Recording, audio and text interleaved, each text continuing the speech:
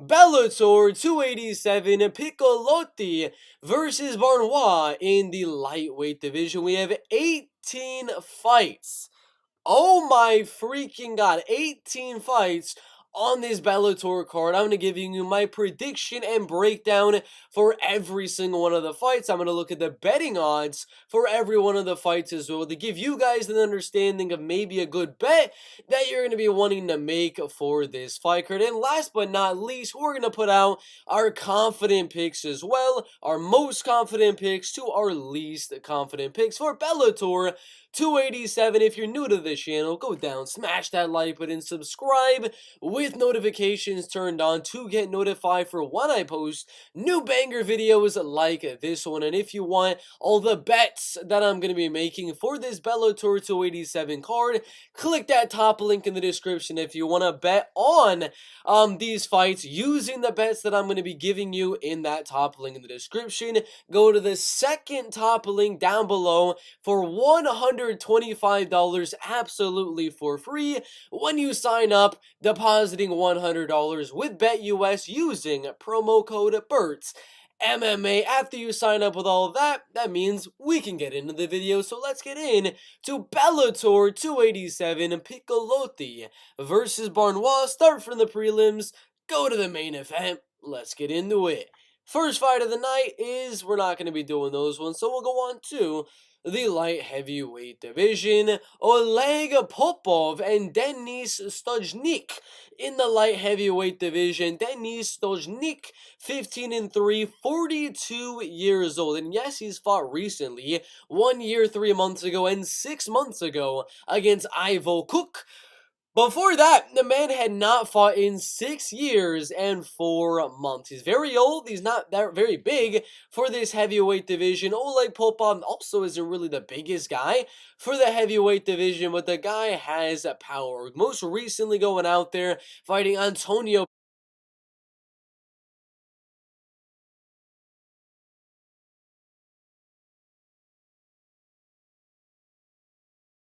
Bigfoot Silva, former UFC fighter, and knocking him out 15 seconds in to round number 2, beating Marcos Brigaggio, who's a very, very solid guy, champion in multiple organizations, only losing the UFC Bellator level guys, and this man went out there and absolutely destroyed him, getting the submission round number 3. Only one loss back in 2016. Other than that, he's got 8 knockouts, 3 submissions, and 4 decisions right there. I think this one is pretty simple for a prediction to make, because Denis Stojnik, 15-3, mainly looking to take the fight down out of his wins.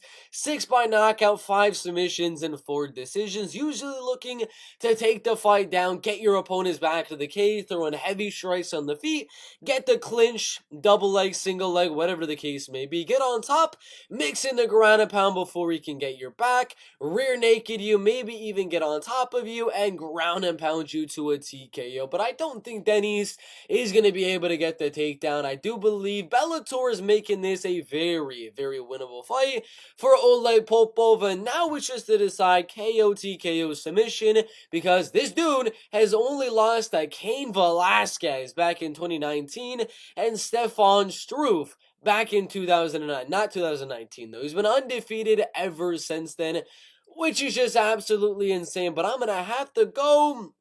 Let's go Oleg Popov by knockout. I don't think he's going to switch to a submission in this fight. He's going to hurt Denis on the feet and ground and pound him on the ground. I got Oleg Popov by a TKO in round number 2. Betting odds for the fight pretty hefty if you're going to be betting the Oleg Popov side at -610 on DraftKings right there. Some interesting odds, possibly a parlay piece.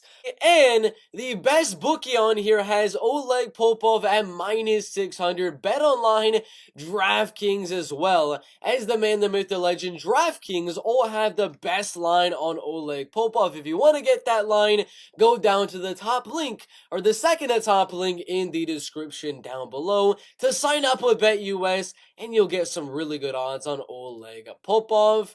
Sarvajon Kamidov and Jose Maria Tome in the bantamweight division, Jose Maria Tome is a very, very good grappler and jiu-jitsu type of guy. He's the coach for Henry Cejudo, as y'all can see in the picture right here, but he's 40 years old at this time of recording this live stream and in this video, coming off a win by arm triangle in round number 2, but he has been submitted right before that by Rasul Albaskanov in round number 1 right there. He's gotten a lot of wins inside the distance. He's got a crazy 40 wins on his record, 16 knockouts, 15 submissions, and 7 decisions, getting submitted quite a lot as well, and losing 2 decisions right there as well. But fighting a guy like Sarvadzan Kamidov, undefeated, 13-0 as a professional MMA fighter.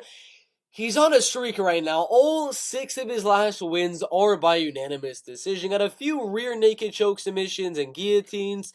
Right before that, some solid wins before he ended up getting all those decision wins in a row. But I'm going to be honest. Going against a guy like Jose Maria Tome, his job to go out there is basically to survive. Savadzan is coming off so many decision wins. He's the better striker on the feet, much faster, much younger than Jose Maria Tome, and he's got the better wrestling and ground and pound. I think this is going to be a nice 30-27 domination of control for the man, the myth, the legend, Sarvadzan Kamidov. And the betting odds for the fight are interesting. Right now, Sarvadzan Kamidov is going to be at minus 700 right there. Those are the best odds you're going to get. The second best odds you're going to get is going to be BetUS right there. Again, second to top link down below to sign up with BetUS. They have some really good odds for this Bellator card if you are looking to parlay. But Sarvadzan Kamidov does look like a decent enough parlay piece right there, but you never know. With a guy like Jose, could pull out a submission at any moment. But I got Sarvadzan by a unanimous decision. Stephen Hill and Andrea Fusi in the catchweight division of 181 pounds. Andrea Fusi from Italy, coming off 2 losses to Petr Nais by arm triangle and Walter Puglisi inside of Bellator as well. Before that, was not very, very active. Got some submission wins over some okay fighters. I mean, 2-4-1 and 0-1 right there. Did get a good win on Walter Puglisi right there. But now he's fighting Stephen Hill, who's a very, very big, a very solid fighter in this catchweight division of 181 pounds. Probably should be a middleweight fight. I don't know why they're going down in weights, but Stephen Hill, in my opinion, is going to be the better, the bigger guy. Sorry about that. Andrea Fusi is more of a catchweight, welterweight type of fighter, and I do believe Stephen's going to be bigger here. I do believe if Stephen wants to, he could take this fight down with pretty much ease. I mean, there will be moments where Andre Fusi will defend a few of these takedowns and make it a little bit of a striking match, but overall, the ground and grappling advantage definitely is going to be going to Stephen Hill, given that Andrea has been submitted and TKO'd and ground and pounded in a lot of his fights. So I think Stephen Hill is going to go out there, and I'm going to be honest, I don't think he's going to get the finish. I do believe this fight is going to go all the way to the judges' scorecards, and I believe Stephen Hill is going to win the unanimous decision, controlling the fight on the ground, staying on top of Andrea Fusi and winning the fight on the scorecards. The striking is even, but I expect most of it to be spent on the ground. Stephen Hill by a decision. Betting odds for this fight with Stephen Hill and Andrea Fusi, we got minus 650 on Betway right there. We got minus 660 on DraftKings right there. And if you want to look at BetUS's odds, they're at minus 700 with like the number 3 odds on that fight. Link is down in the description down below. I do believe Stephen Hill will win this fight by a decision. Luke Trainer and Lucas Alcina in the light heavyweight division. I feel pretty decent about this one. Lucas Alcina, 11 wins, 3 losses, 36 years of age. And I mean, his most recent wins are okay, but Juan Carlos Lopez, a losing record fighter, he wasn't able to finish. 2 knockout wins before that, but he gets finished a lot. First round knockout loss, and a second round Kimura submission loss. He either finishes or he gets finished here, and I think Lucas Trainer can do whatever he really wants here. He can beat him on the feet, using his height, using his reach, and countering Lucas on the feet, or You can take him down, submit him, or ground and pound TKO him. I do believe this is an easy outcome for an inside the distance prop whenever those odds do come out. Not too sure when they are going to be coming out, but the betting odds for Luke in this fight are absolutely insane. Luke Trainer is right now a minus 700 favorite, a 7-1 favorite on the betting odds as of right now. If you want to get those odds at minus 700, sign up with BetUS down below in the description. But I got Luke Trainer taking the fight down and getting the finish round 1 or round 2. Nicolo Soli, I'm going to redo that one. Nicolo Soli and Burama Kamara in the welterweight division, 5-1 and 3-1 in a very, very close fight. Before we get into the prediction, I want to look at the betting odds before even that, because this is a very, very close fight. One bookie has Nicolo Soli as a plus 113 underdog, and some bookies have Burama Karma as a very slight underdog. So this one, the odds could change by the time the fight actually happens. It is a very close one, but Nicolo Soli is a very good wrestler and grappler, getting a triangle choke in his most recent win, losing a decision to George Hardwick after that, but getting a lot of finishes on the ground. Rear naked, armbar, and a few ground and pound TKOs. That's what he's going to have to do against Burama Kamara.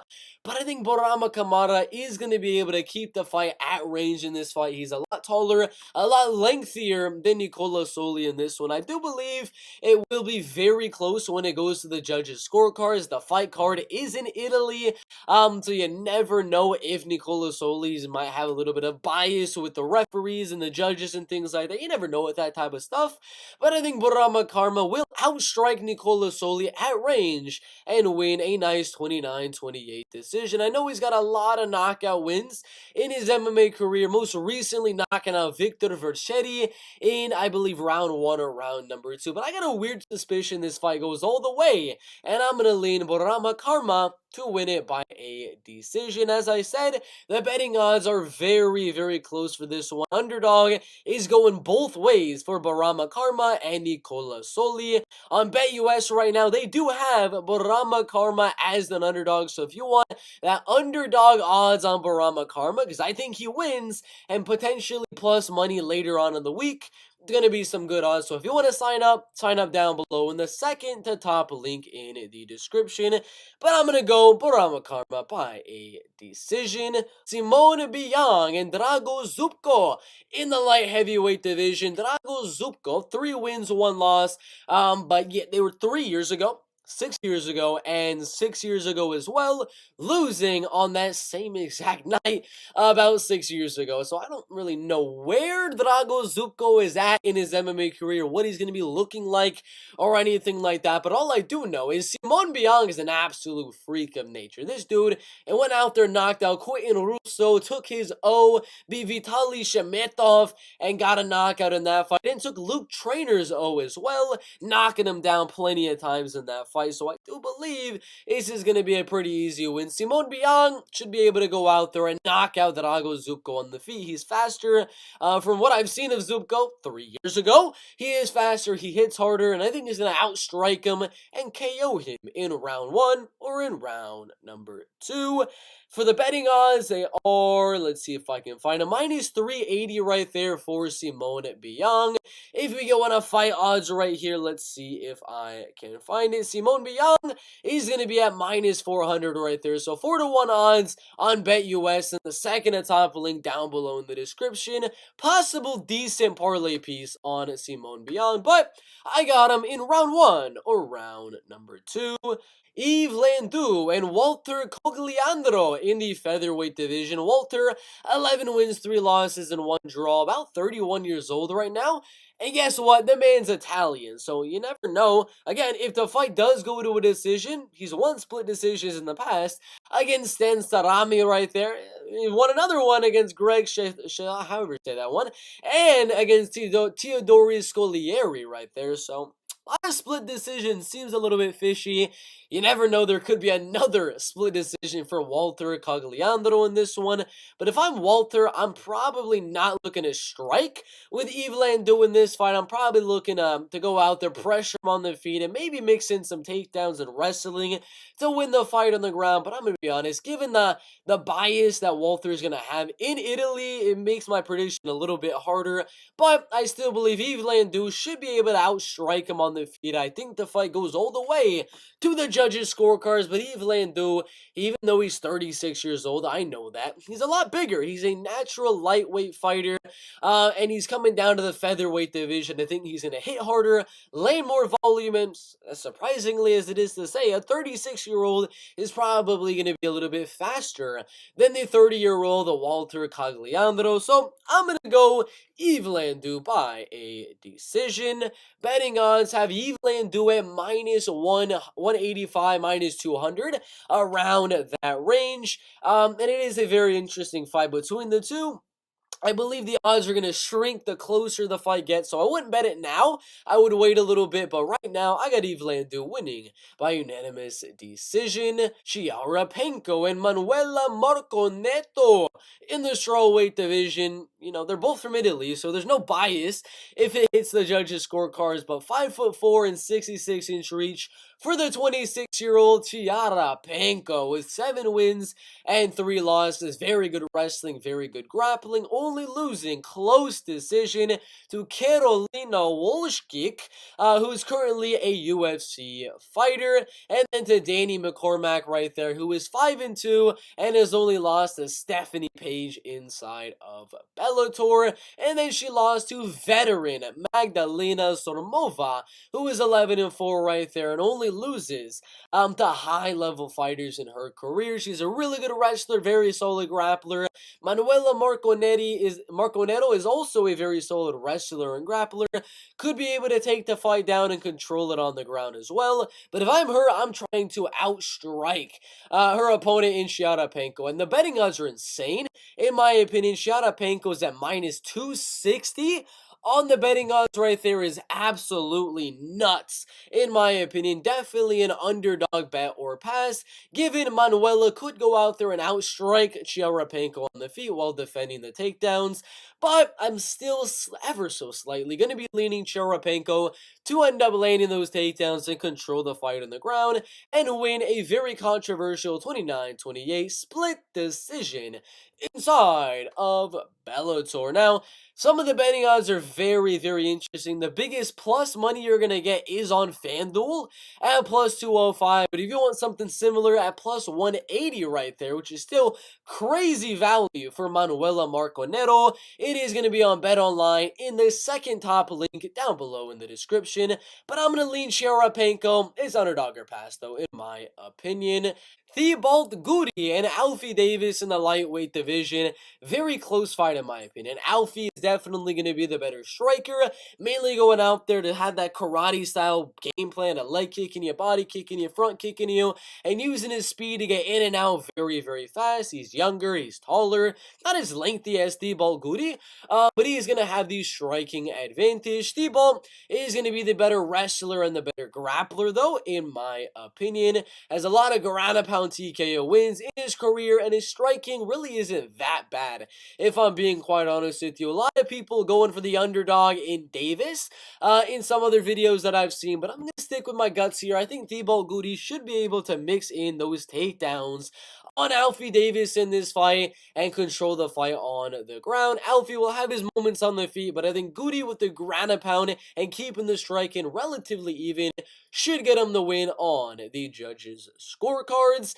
Right now, Thibault is at -160 on some bookies and others at like -140, -150. If we look right here, BetUS got it at -150. Pretty solid odds on Thibault Gouti in my opinion. Maybe a parlay that with like Luke Trainer or something like that. Check the second to top link down below in the description to bet on this fight on BetUS. But I'm going to lean Thibault Gouti by a close decision. Costello Vanstines and Camille ONeal look, in the middleweight division, Camille has a very good shot at finishing this fight, coming off of 2 head kick, body kick type of wins in a row in round 1 and in round number 3, looking to keep the fight on the feet and outstrike Costello Van Steenis in this fight. But Costello coming off a win over Fabian Edwards in his last one, beating Chris Honeycutt, who's a very solid wrestler and grappler as well. 6 submission wins, 3 knockouts, and 3 decisions.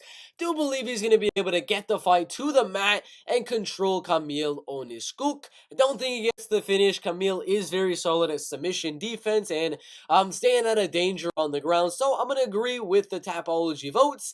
I got Costello mixing in that wrestling and grappling, keeping the striking as even as he possibly can, and winning the fight on the judges' scorecards. Betting odds for the fight are very, very, very interesting. Costello currently at minus 260 on the betting odds, minus 250 on the betting odds. I don't know if I would do anything with that, to be quite honest with you. I don't know if I would even agree with those betting odds, given the power that Camille does have, but it's an interesting fight in the middleweight division. Davy Gallon and Daniel Catizzi in the lightweight division. Close fight here between 29 and 33-year-old Davy Gallon and Daniel Catizzi. Same height, or similar height and similar reach right there, with a slight edge for Daniel. Striking, clear advantage for Davy Gallon. Grappling and wrestling, Daniel Catizzi is pretty solid down there. Has some good control time, good submission game, and things like that.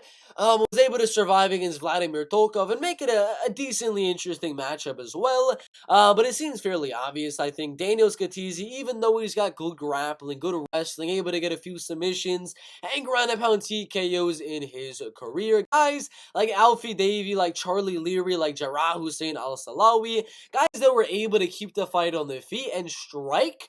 With Daniel Catizzi, were able to outstrike him, and I do believe Davy Gallon will do so. Daniel, not a guy to get finished ever too often, so I think Davy Gallon wins every single round, round 1, round 2, and round number 3, and wins this fight by a unanimous decision. Betting odds for this one, Davy Gallon, a 2-1 favorite on one of them. FanDuel's got him at minus 162. That's very, very interesting odds. I would say those are solid odds to bet on, but I got Davy Gallon by a unanimous decision. Justin Gonzalez and Andrew Fisher in the featherweight division. The odds are crap, in my opinion. Justin Gonzalez definitely does not deserve to be a minus 340 favorite. That is absolutely insane.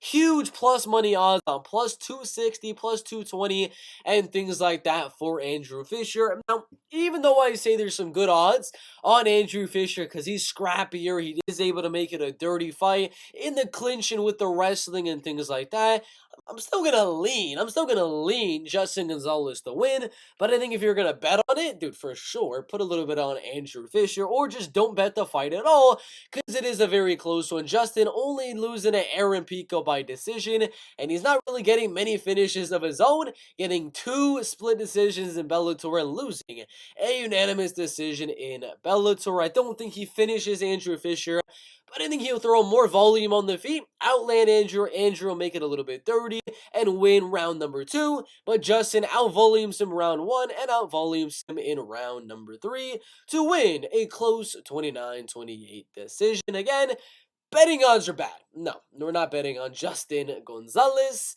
Saul Rogers and Tim Wilde in the lightweight division. Tim, at 14-4-1 right there, only losing to Brent Primus recently by Gogo Plata 3.5 years ago, beating Anthony Dizzy by knockout, Charlie Leary by decision, Eveland by decision, and getting a majority draw with Alfie Davis. He's got some solid striking. He was able to make it pretty even with Alfie Davis in that fight and mix in a little bit of clinch work and wrestling. I believe he will have the advantage on the feet over Saul Rogers here, but Saul will find the way to close that distance and land the takedowns, control it on the ground, and not get the finish. I know Brent Primus was able to, but Saul Rogers isn't really that type of guy.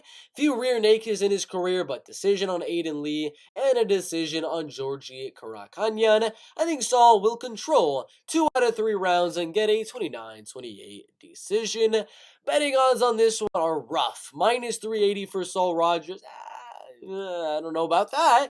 I really don't know about that, in my opinion. Saul Rogers being that big of a favorite is pretty interesting, but if you do, for some reason, want to put your money where your mouth is, and you do have Saul Rogers winning, the best odds you're going to get him at is going to be on BetUS right there at minus 375.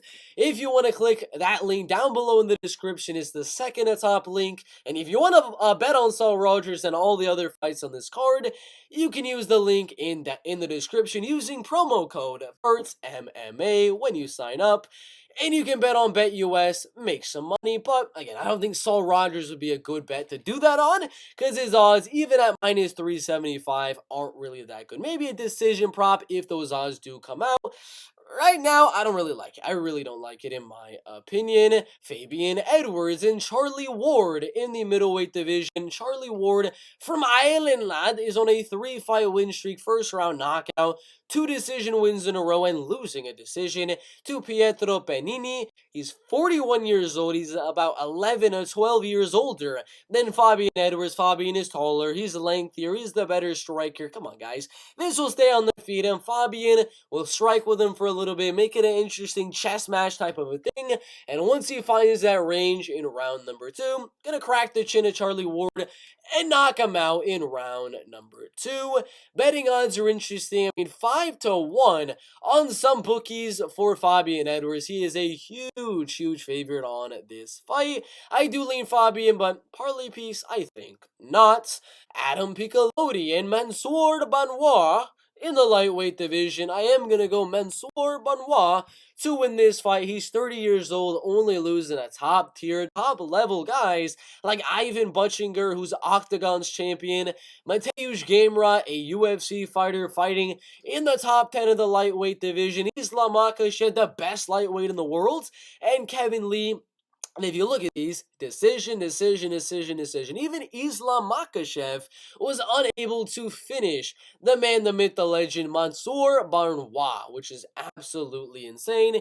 Now he's fighting Adam Piccolotti in this one, which is going to be a good one. But I do believe that Adam Piccolotti is not going to be able to win this fight on the ground. Mansour Benoit is the much better wrestler, the much better grappler, better submission skills, better submission defense, wrestling offense, all things on the ground. Mansour Benoit is going to be the much better fighter, so that'll help him early on in the fight. And later on in the fight, Mansour Benoit, I still believe, will be able to keep it as even as he can in the striking, just jabbing 1-2 and leg kicking and body kicking, just making it a technical striking match and mixing in those takedowns when he can, a little bit of ground and pound, submission attempt maybe, and that'll help him get the win on the scorecards. Adam Piccolotti didn't get finished by Benson Henderson, didn't get finished by Sidney Outlaw, and Mansour Benoit is a very likely guy to get that finish, as he's finished all of his recent wins after losing to Mateusz Gamrot.